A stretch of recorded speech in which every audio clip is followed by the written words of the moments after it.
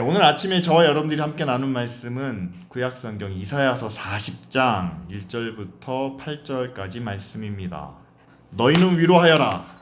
나의 백성을 위로하여라. 너희의 하나님께서 말씀하신다.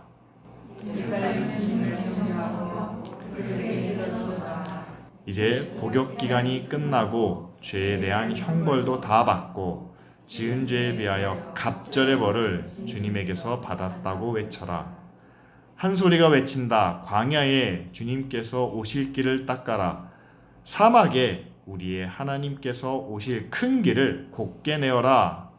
모든 계곡은 메워고 산과 언덕은 깎아내리고 거친 길은 평탄하게 하고 험한 곳은 평지로 만들어라. 주님의 영광이 나타날 것이니 모든 사람이 그것을 함께 볼 것이다.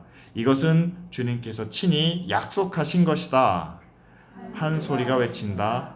너는 외쳐라. 그래서 내가 무엇이라고 외쳐야 합니까? 라고 물었다. 모든 육체는 풀이요 그의 모든 아름다움은 들의 꽃과 같을 뿐이다. 주님께서 그 위에 입김을 부시면 풀은 마르고 꽃은 시든다. 그렇다. 이 백성은 풀에 지나지 않는다. 풀은 마르고 꽃은 시드나 우리 하나님의 말씀은 영원히 서 있다. 특별히 이사야서 40장은 내 백성을 위로하라 라는 선언으로 시작을 합니다. 자, 이스라엘 백성이 왜 지금 고난을 당하고 있습니까? 왜 지금 어려움을 겪고 있습니까? 그들의 죄로 인하여 하나님께 불순종한 하나님을 떠난 것으로 인하여 심판받고 있는 이스라엘 백성들에게 하나님께서 선지자에게 말씀을 주십니다. 내 백성을 위로해라. 그들에게 힘을 주고 격려하라. 라고 이렇게 말씀하시죠. 그렇습니다. 위로가 필요할 때가 있죠. 지금 우리도 마찬가지입니다. 우리도 위로가 필요합니다. 기도 제목을 언급하다 보면 정말 하나님의 위로하심이 필요하구나 라고 느낄 수 있습니다. 왜냐하면 여러분 지금 우리나라 경제가 얼마나 안 좋아졌나요? 90년대 후반까지 정말 성장하고 동아시아의 호랑이라고 신흥 강국이라고 이제 우리도 선진국이다 라고 이야기했지만 지금 점점 뒷걸음질 치고 있는 우리나라의 모습을 봅니다. 경제만 어려운 게 아니라 사회적으로도 혼란한 가운데 있습니다. 정말 많은 상처를 받고 있습니다. 예기치 않은 사건과 사고가 여기저기서 일어나면서 많은 피해자들이 있습니다. 태풍 때문에 이재민이 생겼고요. 산사태가 생겼습니다. 정말 예상치 못한 기후고 비바람이라고 이야기를 하지만 그 전에 우리가 너무 환경을 우습게 보고 너무 쉽게 개발을 서두르지 않았나 돌아보게 되죠. 멀쩡하던 건물 주차장이 무너집니다. 건물 한 편이 넘어집니다. 그로 인해서 수많은 사람들이 목숨을 잃었습니다. 그뿐만이 아니죠. 이제는 사람이 사람의 생명을 너무나 쉽게 생각합니다. 땡볕에서 일하는 노동자들이 열사병으로 목숨을 잃었는데 기업이나 업주는 자기 할 도리를 다 했다고 이야기를 합니다. 흉기를 휘둘러서 상대방의 목숨을 빼앗았음에도 고개를 숙이고 죄송합니다 라는 한마디가 마치 그 모든 것을 다 덮을 수 있는 것 마냥 그런 시대를 우리는 살고 있죠. 그런데 여러분 이렇게 정말 우리가 입에도 담기 어려운 끔찍한 그런 아픔과 그런 상처 배후에는 사실 보이지 않는 마음의 상처가 자리 잡고 있다는 사실을 아십니까? 언제부턴가 우리 사회가 우리가 살면서 가장 기본적으로 소중하게 여겨야 하는 사람의 인격, 사람의 자유, 그리고 살기 위해서 기본적으로 갖춰져 있어야 할 그런 상황들을 너무나 쉽게 상대방의 것은 다 빼앗아서 나를 더 풍요롭게 만들 수 있는 그런 욕심으로 우리가 보이지 않지만 모두에게 필요한, 모두에게 소중한 것들을 너무나 가볍게 여겨왔다는 사실이죠. 그래서 남의 소중한 것을 빼앗아서 자신을 채우는데 사용하는 그런 시대를 우리가 살고 있지 않는가 한번 돌아보게 됩니다. 그러다 보니까 여러분, 지금 젊은 세대들이 뭐라고 얘기합니까? 상대적 박탈감을 느끼고 있다고 이야기를 하죠. 30년, 40년 전에는요, 경제적으로는 지금보다 훨씬 더 가난하고 부족했을지 모릅니다. 그러나 그때는 서로가 서로에 대한 기본적인 배려라는 게 있었습니다. 서로를 인정하는 마음이 있었습니다. 그런데 지금에 와서는 모든 것이 다 잘 갖춰지고 모든 것이 풍요로운 가운데 있지만, 그러나 보이지 않는 가장 중요한 것들에 대한 배려와 인정이 남아있지 않는, 그래서 그들이 상실감을 느낀다고 이야기하죠. 돈이 없어서 먹고 살지 못해서 상실감이 아니라 서로 비교당하는 가운데 나의 가장 소중한 것이 무시당할 때, 사람들이 그것을 인정해주지 않을 때 상실감을 느낀다, 박탈감을 느낀다. 그리고 나는 그런 상황 가운데 있는데 나보다 훨씬 더 좋은 곳에, 더 나은 곳에서 아무 내가 느끼는 그런 아픔이나 고통 없이 살아가고 있는 것처럼 보이는 수많은 사람들이 SNS나 방송에서나 나타나는 모습을 보면서 그들은 2차 고통을 당하고 있다, 이렇게 이야기를 합니다. 여러분, 정말 이런 상황 가운데 우리가 놓여 있다면 하나님의 위로가, 하나님의 따뜻한 손길이 필요하지 않을까요? 저는 특별히 교회가, 또한 이 교회 안에 있는 믿는 하나님의 자녀들에게 정말 하나님의 위로가 필요하다라고 저는 생각을 합니다.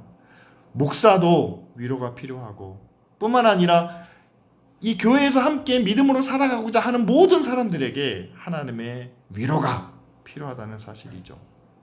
왜냐하면 여러분, 우리가 교회 안에 있다는 사실만으로도 우리는 우리의 시간을, 우리의 마음을, 우리의 정성을 하나님을 향하여 드리고 있습니다. 세상은 어디를 향하고 있습니까? 세상은 오직 한 가지만을 말합니다. 자기 자신, 나의 성공, 나의 지위, 나의 소유, 나의 만족, 이 단일한 목표를 위해서 지금도 열심히 달려가고 있죠.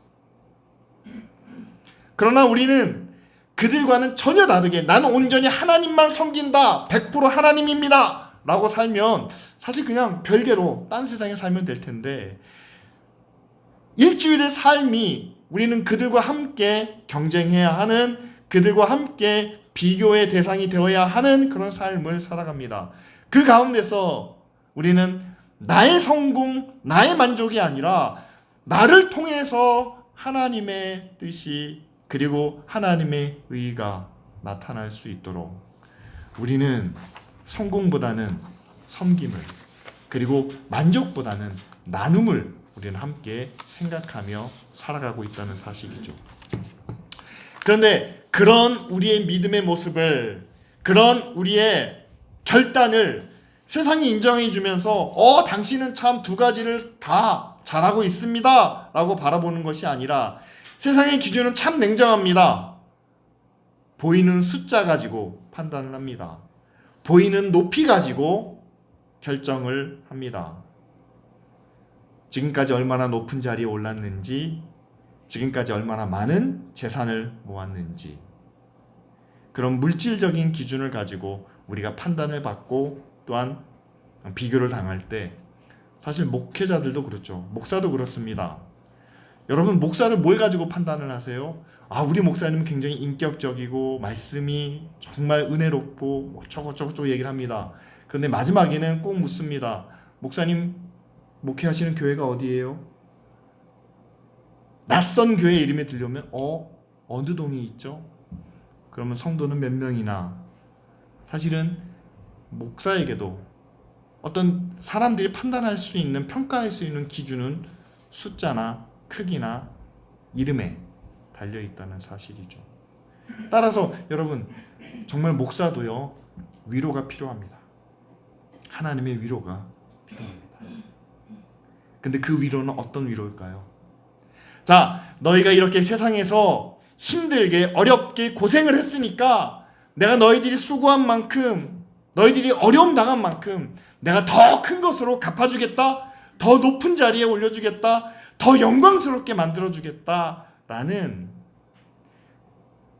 세상보다 2배로 자라게 해줄게, 다른 사람들보다 2배로 더 얻게 해줄게 라는, 정말 세상 사람들이 평가하는 그 기준과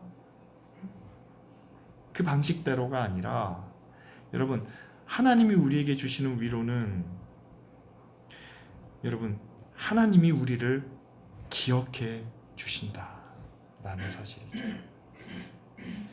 우리가 이 땅에서 경험하고 있는, 이 땅에서 우리가 해왔던 그 모든 것들을 하나님이 기억해 주신다.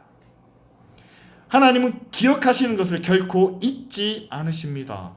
지금 우리가 한 일을 하나님이 기억하신다는 것은 마지막 하나님의 심판 그 자리에서도, 그거 심판에 있어서 하나님이 우리를 판단하시는 근거가 되게 하신다라는 사실이죠. 뿐만 아니라 그 일을 행할 때, 오늘 말씀에도 나타났지만 하나님이 함께 하신다라는 약속을 주고 계십니다. 선지자가 백성들에게 외칠 때 하나님의 위로가 여러분들에게 있습니다.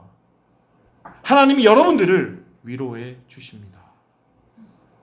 자, 나라는 멸망을 앞에 두고 있고 자신들은 포로로 끌려가는 상황 속에서 과연 무엇이 그들에게 위로가 될까요? 다른 사람들은 다 끌려가도 당신 집은, 너희만큼은 끌려가지 않겠다, 내가 그렇게 지켜주겠다라는 것이 위로가 될까요? 아니죠.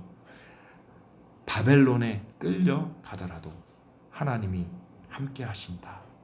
그리고 하나님이 그 모든 시간들을 기억하고 계신다라는 것이 바로 이 백성들에게 주시는 하나님의 위로가 되지 않겠습니까? 자, 이 위로를 주실 때 재미있는 말씀은 그거예요. 2절에 나타납니다. 하나님께서 그 위로를 주시는데 이미 이 백성들이 어떻습니까? 복역 기간이 끝났다라고 말합니다. 죄에 대한 형벌을 다 받았다. 그런데 그것도 갑절로 받았다. 그렇기 때문에 이제는 너희들에게 하나님의 위로가 함께 하실 것이다 라고 이렇게 말씀하고 있죠. 사실 2절 말씀은요, 지금 이사야가 전하고 있는 그 당시가 아니라 이제는 그들이 바벨론의 포로가 되고 그 포로에서 다시 회복되기 이전의 상황을 예언적으로 말씀하고 있는 내용입니다. 자, 과연 누구에게 하나님의 위로가 나타날까요? 하나님께서 누구를 위로해 주실까요? 하나님의 사랑이, 하나님의 은혜가 누구에게 임할까요? 우리는 그렇게 생각을 합니다. 교회를 향하여 하나님의 은혜가 임할 때 우리는 그 은혜가 위에서부터 아래로 임하는 것처럼 생각을 합니다. 그래서 하나님의 은혜가 임하면 제일 먼저 위에 목사님이 그 은혜를 받고 집사님과 권사님들이 은혜를 받고 그 다음에 평신도인 우리가 나머지 은혜를 받지 않겠느냐. 열심으로 하나님을 섬기고 거룩한 사람들이 먼저 은혜를 받고 그 다음에 그나마 예배를 빠지지 않고 신앙생활을 하고 있는 사람들이 받고 그 다음에 나머지 은혜가 있다면 그 맨 밑에 있는 우리가 그 하나님의 은혜를, 그 나머지를 받지 않겠느냐. 여러분, 그런데 은혜 받는 사람들이 누구인지를 오늘 말씀을 통해서 다시 한번 살펴보기를 원합니다. 복역 기간이 다 끝난 사람이에요. 여러분, 죄가 용서받은 사람, 그런데 그 죄가 무겁지 않은 사람, 비교적 의로운 사람, 제사장, 왕, 신실한 유대인, 거룩한 사람, 이런 단계가 아니에요. 그 죄로 인하여 모든 형벌을, 모든 죄값을 다 치른 사람. 다시 말하면 자신이 죄인인 것을 부인하지 않고 자신의 죄를 인정하고 그 값을 다 받은 사람. 다시 말하면 가장 아래에 있는 죄인들이 그 하나님의 위로를 받게 된다는 사실이죠. 여러분, 하나님의 위로가 어떻게 임하는지를 보면 정말 우리가 더 확실하게 알 수가 있습니다. 3절부터 5절까지 말씀에는요, 하나님의 길을 예비하라라는 말씀이 있습니다. 갑자기 하나님의 위로를 주시겠다라고 선포하는데 그 위로에 대한 말씀 이후에 하나님의 길을 예비하라라는 명령이 떨어집니다. 여러분, 이것을 어떻게 연관시켜야 될까요? 하나님의 위로를 선지자가 선포했는데 이제는 하나님께서 직접 우리에게 찾아오시니 그 길을 예비하라. 다시 말하면 하나님이 우리를 찾아오시는 것 자체가 우리에게는 위로가 되고 또한 힘이 된다라는 그런 말씀이 아니겠습니까? 그렇죠. 바벨론으로 끌려갔는데 여러분, 다니엘 선지자를 통해서 또한 세 친구를 통해서 하나님께서 능력을 나타내십니다. 사자굴에 들어갔는데, 풀무불에 들어갔는데 죽지 않고 살아납니다. 다니엘이 위대한 사람이고 세 친구의 믿음이 대단하다라는 것과 동시에 하나님이 여기서도 함께 하시는구나 라는 위로를 이스라엘 백성들이 받지 않았을까요? 따라서 오늘 말씀에는 하나님이 그 백성들을 향하여 가시는데 그 길을 미리 준비하고 그 길을 예비하라 라고 말씀합니다. 그런데 그 길을 어떻게 예비하고 있을까요? 3절 말씀에 이렇게 나타나죠. 사막에 길을 내신다 라고 말합니다. 광야에 길을 닦아라. 사막에 하나님이 오실 큰 길을 곧게 내어라 라고 말씀하신다라는 거죠. 여러분, 상징적인 의미입니다. 광야요, 아무도 찾아가지 않습니다. 사막이요, 사람들이 살지 않습니다. 그런데 왕이 오시는 그 길을 내는데 왕궁 앞에 왕의 길을, 왕의 대로를 내는 것, 그건 당연한 일이죠. 사람들이 많이 살고 모든 기반 시설이 다 갖춰져 있는데 왕이 그 길로 나가십니다. 수많은 사람들이 모여서 왕을 칭송할 겁니다. 왕을 높일 겁니다. 그 길을 깨끗하게 청소해라. 이건 말이 되지만 여러분, 아무도 가지 않는 광야를, 그리고 거친 황무지와 같은 사막에 하나님이 오실 큰 길을 내어라. 여러분, 이것이 무슨 뜻일까요?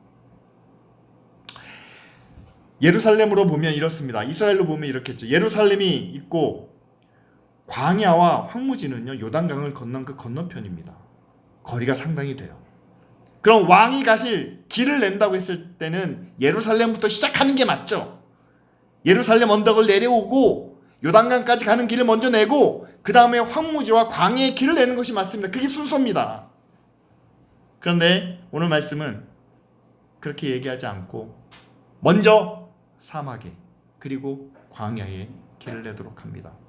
거기는 산도 있고 언덕도 있고 골짜기도 있습니다. 높고 낮음이 분명합니다. 그런데 높은 것은 깎아내리고 낮은 것은 도두어서 평탄하게 해서 그 길에 평탄한 길을 내도록 말씀하고 있다는 사실이죠.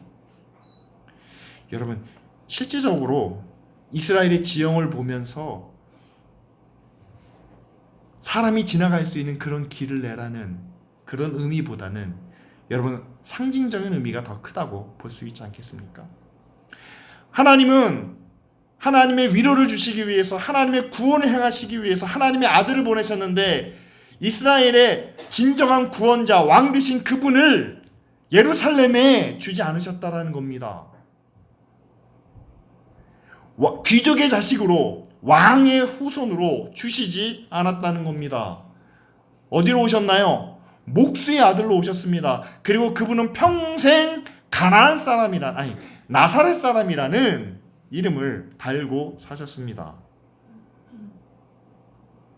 그 시대로 보면 사막이고 광야와 같은 그런 환경이죠.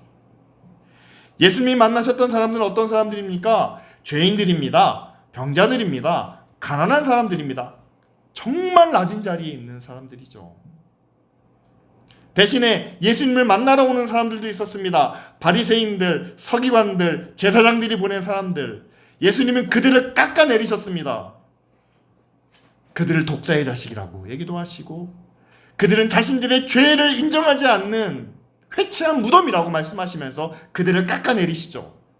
반대로 죄인들을 향해서는 나도 너희의 죄를 정죄하지 않는다라고 말씀하시면서 그들을 도두어 주셨습니다. 높은 사람과 낮은 사람을 서로 평탄하게 하시는 그 역할을 예수님께서 하셨다라는 사실이죠. 여러분, 길을 내신다라는 것은 그 길을 통해서 하나님의 은혜와 하나님의 뜻과 하나님의 사랑이 전달된다라는 의미가 있습니다. 그것을 통해서 하나님의 위엄이, 하나님의 권세가 나타나는 것도 사실이죠. 따라서 모든 길은 로마로 통한다. 우리가 그 말을 즐겨 사용하지 않습니까? 모든 권력이 로마로 향하고, 또한 로마로부터 오는 모든 그 나라의 의사 전달과 물자와 모든 것이 다 그 길을 통해서 이루어진다라는 사실이죠. 그렇다면 오늘 이사야를 통해서 하나님께서 말씀하시는 겁니다. 왕의 길을 내어라. 그런데 그 길이 예루살렘과 주변에 있는 몇몇 지역에만 멈추는 것이 아니라 어디서부터 시작합니까? 사막에서부터, 광야로부터, 사람들이 얼마 살지 않는, 극히 외면당하는 가난한 사람들이 흩어져 살아갈 수밖에 없는 그 지역부터 왕을 위한 길을 내고, 그 길에 있어서 낮은 자리는 도두어내고 높은 것은 깎아내려서 모든 것을 평탄하게 만드는 그런 길을 만드신다는 것은 바로 이 세상을 향한 하나님의 구원을, 하나님의 위로를, 하나님의 뜻을 나타내기 위해서 하나님이 어떻게 다스리시는지, 어떻게 자신의 뜻을 전달하시는지, 그리고 하나님의 구원을 어떤 방식으로 만들어내시는지를 상징적으로 보여주시는 그런 말씀이겠죠. 저는 5절 말씀을 좀 우리가 주의 깊게 생각해 볼 수 있기를 바랍니다. 5절 말씀에 이런 내용이 있습니다. 험한 곳이 평지가 되어 여호와의 영광이 나타나고 모든 육체가 그것을 함께 볼 것이다. 이게 바로 하나님이 친히 약속하신 내용이라는 거죠. 자, 주님의 영광이 나타나는데 여러분, 험한 곳이 평지가 되어 나타난다는 겁니다. 험한 곳은 아까도 말씀드린 것처럼 높은 산이 있고 언덕이 있고 그리고 깊은 골짜기가 있는 곳이죠. 지금 우리 사회가 그렇습니다. 상류층은, 있는 사람들은 좀 더 많은 것을 갖고 좀 더 자신의 지위와 권세를 높여가죠. 반대로 없는 사람들은 점점 더 골짜기 밑으로 떨어지는 것처럼 보입니다.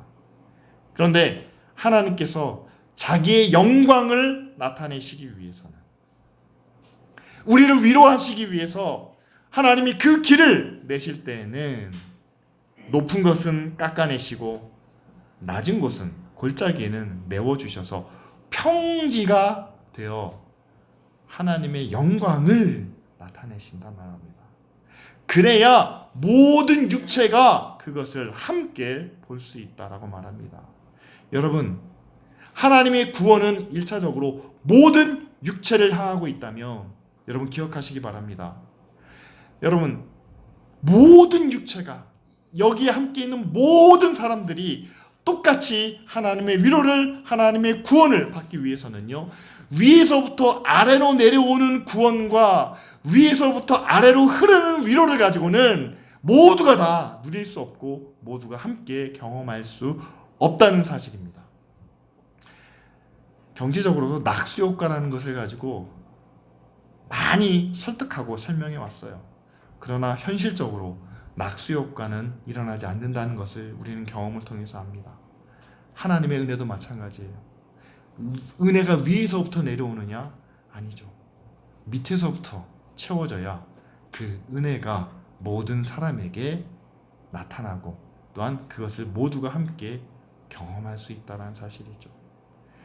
우리가 함께 오늘 말씀을 통해서 기억하기 원하는 것은 그렇습니다. 하나님은 하나님의 위로를 그리고 하나님의 구원을 모두가 함께 보길 원하고 모두가 함께 경험하길 원하십니다. 그렇다면 여러분, 위에서부터 아래로 내려오는 그런 위로가 아니라 밑에서부터 위로 채워져 가는 위로를 우리가 함께 바라고 구해야 되지 않겠습니까? 자, 그럼 밑에서부터 채워지는 것을 우리가 함께 구하기 위해서는요, 여러분, 한 가지를 꼭 기억하시길 바랍니다. 제가 살아본 경험으로는 그래요. 밑에서부터 위로 채워져 가는 것을 위해서는요, 하지 말아야 할 것이 딱 두 가지가 있습니다. 첫 번째는 경쟁이고 두 번째는 비교예요. 오늘 우리가 읽은 말씀 뒷부분에 보면 이런 이야기가 있습니다. 6절 말씀에 우리가 사는 이 세상의 모든 육체와 세상의 아름다움은 들의 풀과 같고 또한 꽃과 같다라고 이렇게 이야기를 하죠. 오늘 세 가지 주제를 우리 함께 나누고 있지 않습니까? 하나님의 위로에 대해서 하나님이 위로하신다라고 말씀하시고 왕의 길을 내신다라는 것과 갑자기 또 세상의 모든 육체는 풀이고 또한 세상의 아름다움은 들의 꽃과 같다. 아무것도 아니다 라고 이렇게 이야기를 합니다. 그러면서 7절 말씀에 하나님께서 그 기운을 바람으로 훅 부시면 세상의 푸른 마르고 또한 육신도 꽃처럼 시들 수밖에 없다라고 이렇게 이야기를 하는 거죠. 여러분, 우리가 뭘 가지고 경쟁을 합니까? 우리가 뭘 가지고 서로를 비교합니까? 학교에서, 직장에서, 또 친구들과의 만남에서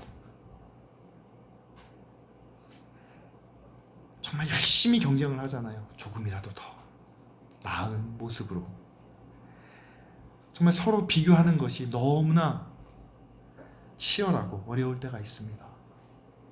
그런데 그렇게 비교하는 것들, 그렇게 경쟁하는 것들, 하나님이 한번 입김을 훅 부시면 풀처럼 마르고 꽃처럼 시들어버릴 수 없다라고 성경은 말씀합니다. 정말 우리 주변에 어느 누구도 하나님의 말씀을 가지고 비교하거나 하나님과의 관계를 가지고 경쟁하는 모습은 저는 본 적이 없습니다. 왜냐하면 하나님과의 관계는 경쟁할 수 있는 대상이 아니고 하나님의 말씀도 비교할 수 있는 그런 대상이 되지 않기 때문이죠.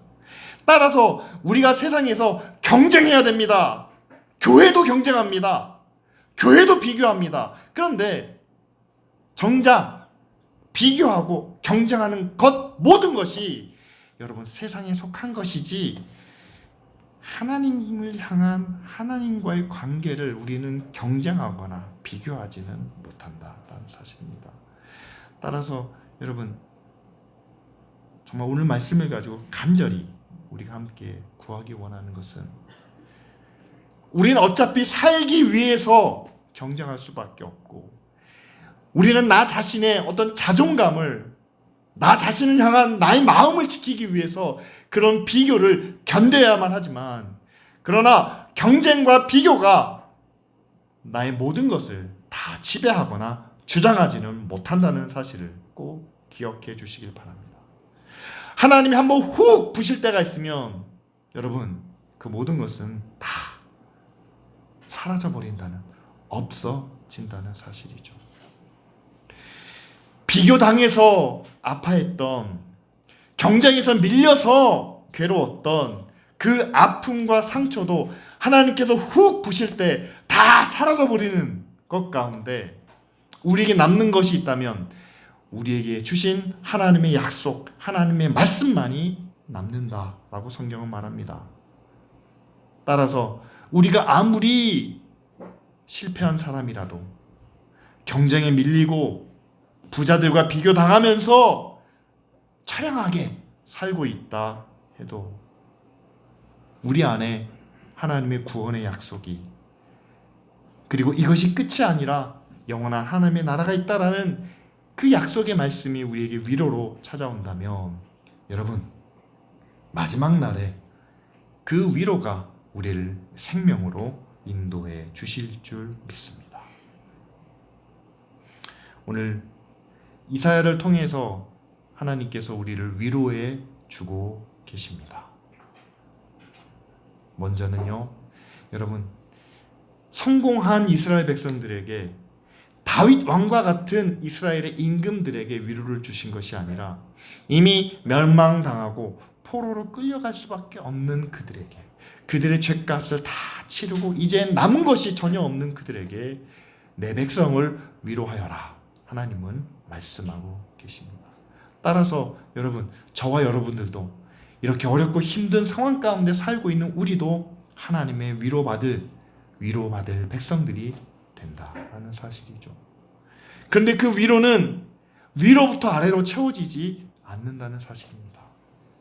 오히려 사막과 광야에 길을 내시고 높은 것들은 깎아내리고 낮은 자리는 도두어서 서로 평평하게 된, 평지가 된 그 상황 가운데서 하나님은 우리에게 위로와 구원을 베풀어 주십니다.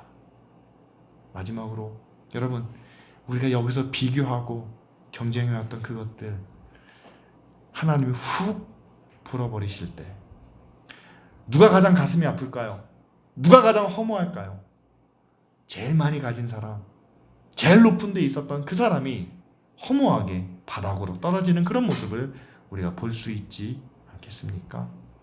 여러분, 모든 것이 풀과 꽃처럼 사라져 버린다면, 그러나 영원히 변하지 않는 하나님의 말씀과 하나님의 약속을 지키며 살아가는 우리가 끝내 하나님의 영광을 받는 그런 믿음의 자녀가 되지 않겠습니까? 이 약속의 말씀이 지금의 현실, 어려움과 고통 가운데 살고 있는 우리에게 위로가 될 수 있기를 간절히 바랍니다. 이 말씀을 가지고 함께 기도하기를 원합니다. 그래도 우리는 바닥은 아닌 것 같아요. 우리보다 더 어려운 이들이 있습니다. 탄자니아에 기근으로 인해 고생하고 있는, 광주에서 어렵게 살고 있는 다문화 학생들도 있습니다. 그들보다는 우리는 더 나은 자리에 있죠. 그렇기 때문에 이 시간 오늘 우리가 함께 나눈 말씀은 우리가 전해야 할 하나님의 위로가 어디서부터 시작되는지, 또한 어디로 향해야 되는지를 함께 보여주고 있습니다. 사막과 광야와 같은 그곳에 하나님의 길을 낼 수 있는 기쁜 우리 교회, 또한 저와 여러분들이 되기를 원합니다. 그리고 정말 그곳에 있는 사람들이 정말 우리처럼 치열하게 경쟁하고 비교하면서 상처받고 고통당하는 일이 없도록 정말 하나님이 바람을 부시면 날아가 버릴 그것에 매어 살지 않고 하나님의 백성으로, 하나님의 믿음의 자녀로, 약속의 말씀으로 위로받는 삶을 살아갈 수 있도록 우리 시간 다 같이 함께 통성으로 기도하겠습니다.